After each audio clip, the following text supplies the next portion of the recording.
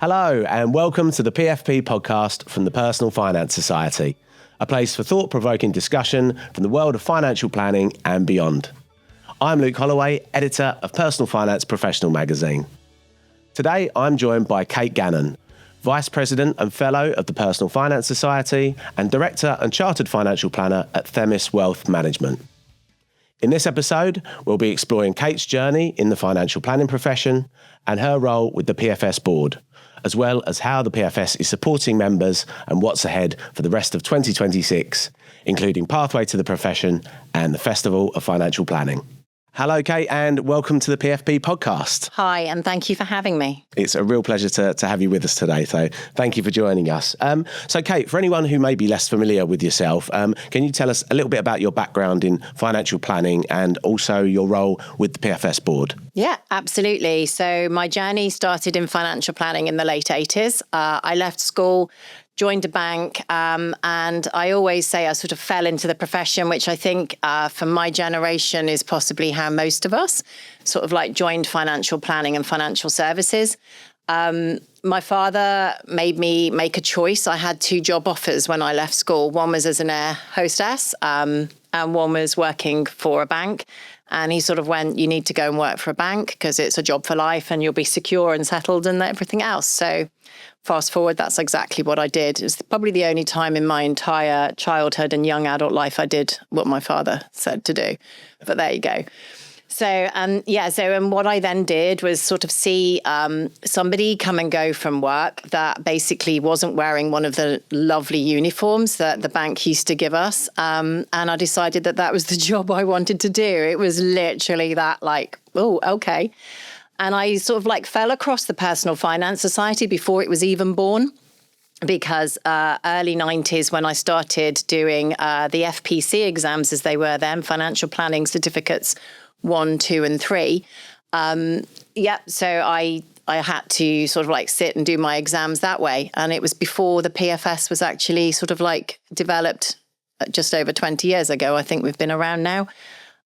So my exam situation was sitting with books and going to a local sort of like village hall with a HB pencil and a couple of like lines and having to do my exams that way.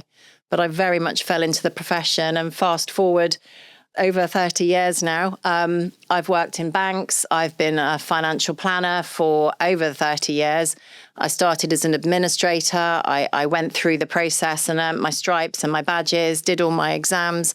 Love learning. That's actually, I think, what's drawn me more to the Personal Finance Society than everything is self-development and learning. Every day is a school day. And over that period of time, sat every exam I could possibly do, and then decided that I probably wasn't employable anymore by that point.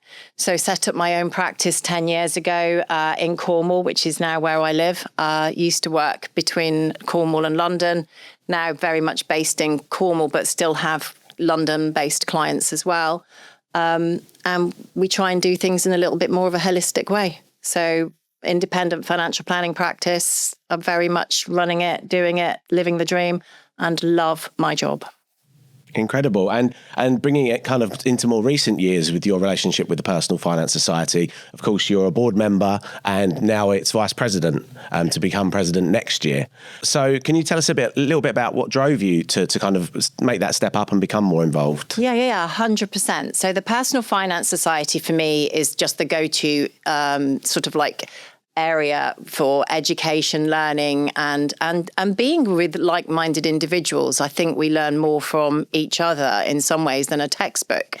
A manager once told me that, you've got 2 ears and 1 mouth and to use it in that order. And I very much do that and learn from other professionals within the financial services world. But my journey with the PFS very much started. I became a local committee member down in Cornwall, where I was education champion, chartered champion, and I used to go out to schools through Discover Fortunes and do all of that. And then once I became chartered and fellow, I remember going to my awards ceremony, to get my scroll and everything else, which was amazing. And at that point, watched somebody, Robin Melly, his name was. He was the Chartered Financial Planner of the year that I got my scroll, and decided that was my next thing that I wanted to do. So fast forward 3 attempts, I then became Chartered Financial Planner of the year for the PFS 2016-17. And then it kind of embedded the what next, because I'm always striving and looking forward for the next thing, which I think is like a trait in most financial planners, to be honest. I think that's what keeps us going. So joined the PFS Power Board, love that. I'm on my second term there. Some really brilliant sort of people around there that I learn, again, an awful lot from. And then decided, well, what next? So I've got no exams left that I could do, particularly within financial planning for the PFS. I'm on the Power Board, so it's kind of like, oh, okay, so now it's the board. So that's kind of how it happened. So it's been like a natural progression, and I just feel I need to give back and see if I can help, the strategy of the whole side.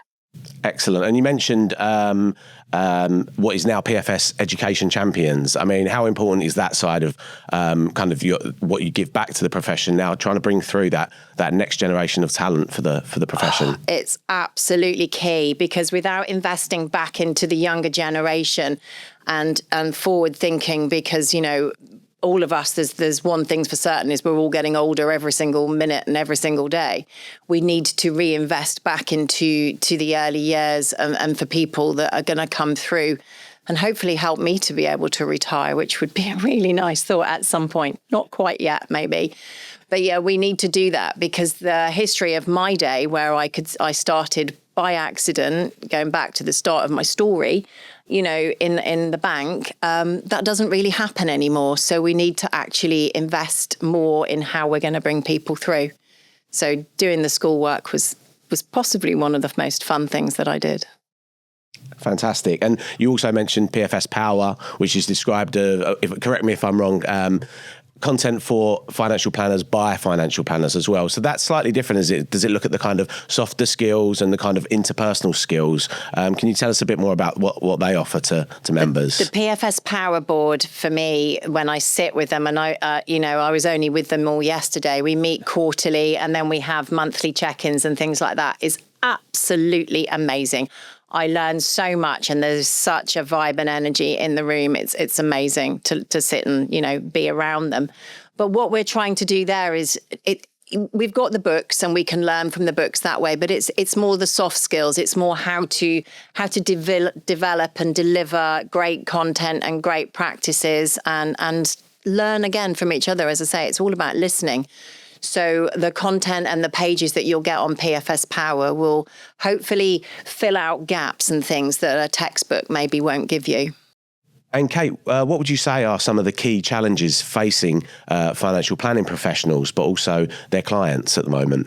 Yeah, so there's a lot of talk at the moment about AI and, how is it going to develop and change our jobs, and what are we doing as practitioners, practices, and consumers with all of that? And all I would say is that we need to embrace it. The PFS are actually doing sort of like think tanks and roundtable conversations and going out to other wider areas to look at this and come back to, the table with ideas and ways of using that level of technology in a positive way.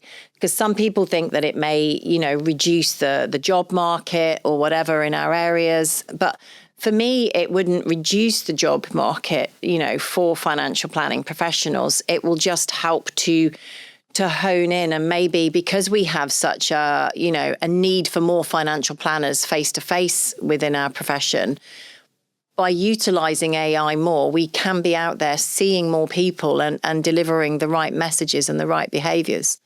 So I see that as a positive.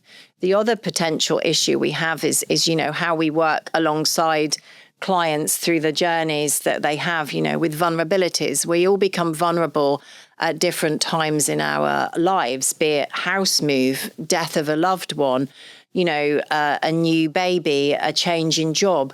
So again, it's how, as financial planners, that we're going to work with that. And we're having lots of roundtables and discussions and board meeting agenda items about that and how to support our members to be able to deliver the right outcomes for that sort of thing.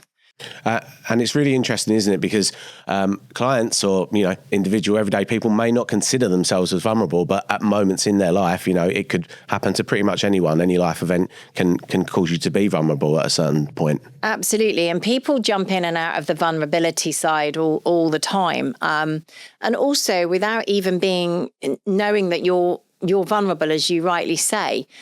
We have different learning styles, so financial planners need to adapt and step change to their customer, client, consumer, whatever you want to say, about how they're, receiving that message and that information. In olden days, everything had to be written down and put in a report and. But what if that's not how you read the data? What if that's not how you can understand and interpret it? So again, the PFS need to maybe help to guide that, which therefore is something that power can probably help with in the long term. And again, through the soft facts and how we deliver and meet needs of clients, individuals, would be really powerful through that. It's great to see more work and more focus being on that kind of accessibility to advice, but also levels of understanding of communication styles and numeracy as well, which are really important, aren't they? Absolutely. One of the things that my practice has recently done is, instead of when, with some people, when they come to us, out of the blue to get financial planning advice from us, rather than us just banging back an email, we're now actually sending sometimes a little video message, because that's, connecting and communicating with people immediately. And it's massively out of my comfort zone. Even doing this is massively out of my comfort zone. I'm not of the generation where doing FaceTimes and selfies. You can't even remember whether it's faces or selfies. It's like bananas. But yeah, honestly, it's so uncomfortable for people of my generation. But what I've learned over the last few years is that how we communicate is really valuable. So if the PFS, the bodies, the boards, the power panel, everything else can help individuals like me, because I can't be the only like me out there that's practicing, that doesn't really know how those people are seeing it, then that can only be a good thing. And Kate, tell us more about your role on the PFS board as well, why you're so passionate about it, and how proud are you of what you've achieved so far and what's to come? Yeah, really, really good question there. So I joined the board in March last year, and it was at a time of massive amounts of change and everything else that was going on around. And I feel that over the last sort of 12, 18 months, we've come together as a really good team, and we all think strategically, we consider each other's views. And we're all very different. We all bring a lot of different sort of like aspects to the role, which is exactly what the PFS board and the CII need to work cohesively together. What am I most proud of in achieving to date? Well, I mean, it's only been sort of like 14 months really since I joined. However, I would say it is the fact that we listen to each other. We know the goals and the aims are to, satisfy members, and to be able to give back all the content that people want. And so we're going actively out there. We're trying to go to lots of the road shows and all the local meetings and things like that. And we're looking to listen to people and take on board their thoughts, because at the end of the day, we are a membership-run profession. And what we're trying to do is to deliver good outcomes for those people. So I would say, in summary to your question, working together, having a clear focus, and, hopefully delivering what we need to do. I mean, a recent conference, I was told the PFS is back where it needed to be and back in the room, and we're back in the game. And hopefully that's what we're going to continue to deliver as a team. And let's talk a little bit more about what the PFS is providing for members for the rest of this year and beyond. Pathway to the Profession, of course, is a fantastic initiative launched by the PFS last year to drive new and diverse talent, hopefully into the profession. And part of that is that incredible kind of £1 million investment in those initiatives and that drive. So can you give us a bit of an update on the progress of that and how that's going so far? Yeah, I mean, again, if you want to talk about things to be proud of, that I wasn't involved in the early sort of like thought process of that. However, when I was there last year, when Carla, stood up and announced what we were going to do and the £1 million budget, £500,000 has already been spent on new talent and giving exams and everything else, to get people up and running and supporting. And what we're doing is at the moment as a board is looking at where to spend the other £500,000. And it's actually quite difficult to make sure that it's done in the right way to develop the talent and to fill the gap, as you sort of mentioned earlier. We've got a big sort of like gap in the market of age. And so we need to use the pathway to profession to do that. I believe that what we're doing now moving forward is looking at ways of introducing more education ways and trying to get out to the wider public with it, which is exactly, what we're doing, hopefully. We went to the members and we asked them for ideas of where they wanted us to spend the other £500,000. We had quite a few come back, sort of like summer schools has been sort of like hinted at, where there's already a company out there that are doing that is a chartered practice within the PFS. So it's whether we're going to sort of jump on board with them or whether we're going to look at other exam processes. We're going out to universities, scholarships and everything else. And our membership levels in January and February this year have actually increased. And that is as a direct correlation, we believe, to, pathways to profession. So we must be doing something right, and we do need to focus on the future. And there's a couple of kind of key aspects you mentioned there. One is certainly awareness, isn't it? Letting these young people from diverse backgrounds know that financial planning is, can be such an exciting and a long career for them. I mean, that's one side of it. And also developing that talent. The RO exams are part of the scheme as well. I mean, reflecting on your journey, professional qualifications have obviously played a really key role in developing you and kind of, making you strive for as you say, for the next thing. So those two aspects, awareness and development, are both important, aren't they? 100%. So what the Pathways to Profession does is provide, funding for the first exam. And then hopefully, people will start to move forward and go through the process, and also give them access to the membership. But exactly that, we have members going out and delivering Discover Fortunes to the schools, and we've got the Duke of Edinburgh sort of like a 13-week course, which bronze and silver people can do and be a part of. But learning, education is absolutely key, and the Pathways to Profession will help to deliver that. And we need an open forum. The more focus we can have on what an amazing profession we have, financial planning, it isn't, in my opinion, it hasn't been in the past seen as sort of as a career path, like being an accountant or a solicitor or something like that, or a stockbroker even. Whereas being a financial planner brings all of that knowledge in different silos together. And it's just the best thing ever. It's why I get up every day and do what I do. It doesn't feel like work. And I would like to think that the Pathways to Profession will open that for other people. Well, it sounds like it's made some great progress already. So we'll look forward to seeing the impact it makes going forward as well, which is great. And so continuing with what the PFS is offering members this year, we're very excited to announce that the Festival of Financial Planning is returning in November. So obviously you've attended before. I mean, how excited are you for this year's event, and what can members expect? I think from a point of view of what we've got, for the Festival of Finance, we've got a 2-day event going on this year, which we do every few years, as you know.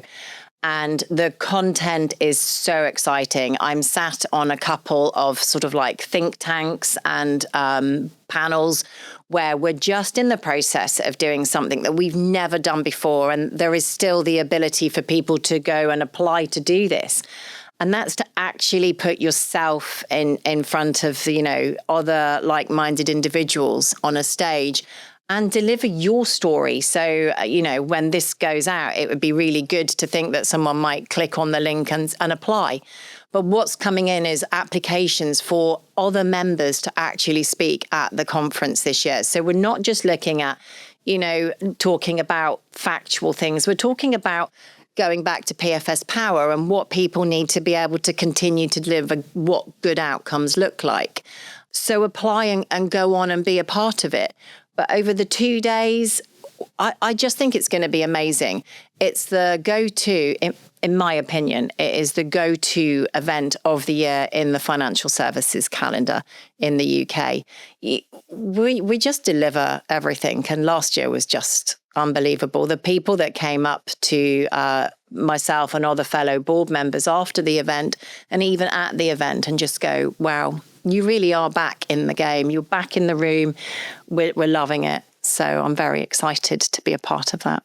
And it's a fantastic balance, isn't it, having attended the event of that learning side, the insight you get from really kind of interesting keynote speakers, but also the fun side of it, the networking and the profession coming together and just going, hey, we're all doing a great job, we're all very passionate about it, and just kind of enjoying that for a moment and for a couple of days and having a great time with it. 100%. And I think that's something that's really key in the financial planning world, is that although we obviously run all our own practices and we all do things in a different way, we're really, really open to sharing good practices, good ideas, values, and help and support each other. And that's the only way we're going to grow as a team, is to work together, collaborate, and those 2 ears and 1 mouth keeps coming back into the thing. It's just learn from each other. Absolutely. And we certainly encourage members to firstly to attend, but as you mentioned there, if they're interested in speaking, to get in touch, to get involved. Yeah, some of the applicants that we've already reviewed are fantastic. They're absolutely fantastic. I was only listening to a few this morning, and I'm really excited to see them develop and go on the stage. Incredible. And so talking about something else exciting from your point of view, Kate, is that you've recently made your debut appearance on the Martin Lewis show, The Money Show. I understand you've been on his podcast before and now the TV show. And you're also due to appear in May again. So he's invited you back, which is a good sign. How was that experience, and how important was it to kind of spread the message of financial planning and how important that can be for people? Yeah. I believe that in order to develop as an individual, you sometimes need to take yourself out of the comfort zone and make something comfortable. And that is exactly what I did. I had no idea at the time that, what was going to happen as a result of the show. And I'm fortunate that he's invited me back next month to talk about pensions and retirement planning again, which is exciting. But it's getting the message out to the wider public, to the consumers. And, Martin has got a great level of following. He's very proactive in all areas of not just financial planning, because he's, it's all the money saving tips and everything that he does. And so to have the Personal Finance Society and their brand and their awareness out to that wider public that probably don't really know anything about it. There's only 8 to 9% of individuals that actually take financial planning and advice in the UK right now. So if I can have raised that from 8 to 9% to 10 to 11%, that's an amazing achievement. And hopefully, people are going out and talking to people. But yes, it was a very uncomfortable hour of my life. I'm not going to lie. And it's a bit scary but in a good way that, I'm going back next month. Yeah, absolutely. It's certainly a challenge that, to meet, but a fantastic platform to obviously spread the work of financial planners, the PFS, and how important it is to take advice at important moments 100%. In life. Yeah. Absolutely. And he is a really nice guy, actually. So, yes. It was a pleasure to meet him. And hopefully it was a pleasure to, and I came across such a way that, I'm trying to normalize what we do as a profession. Financial planners are not just people that need to stay in a darkened room and hidden away. We could actually, be part of the wider public. Most definitely. And so a final question, Kate, what are your kind of hopes for the rest of 2026 in terms of your work with the Personal Finance Society, but also the profession more widely in the years to come? I think my hopes are that we can collaborate, we can work together, we can encourage more people into the profession. We can continue to educate not just the hard facts, but the soft facts as well. And we just work together and have a centralized focus. Standards, professionalism, trust. That is our three main key, drivers within our brand of the PFS. And I think as long as we can use those three words and work on them and develop something between us all at all points, that's only going to have a positive. So let's get the word out there. Let's get more people taking financial planning advice. I'm really excited for the future and for developing, whatever comes our way, be it AI or whatever else, we can develop and move with it. Fantastic. Well, thank you so much for joining us on the PFP podcast today. Kate, it's been an absolute pleasure speaking with you, and we wish you all the best for the rest of this year and beyond. Great to be here, and thank you again for asking me. And thank you very much for joining us for this episode of the PFP podcast. You can find useful links in the show notes, and you can also explore related articles on the Personal Finance Professional website, many of which can be recorded as CPD and logged directly on the site with a click. If you enjoyed this episode, please like, review, and subscribe. Until next time, thank you for joining us, and goodbye.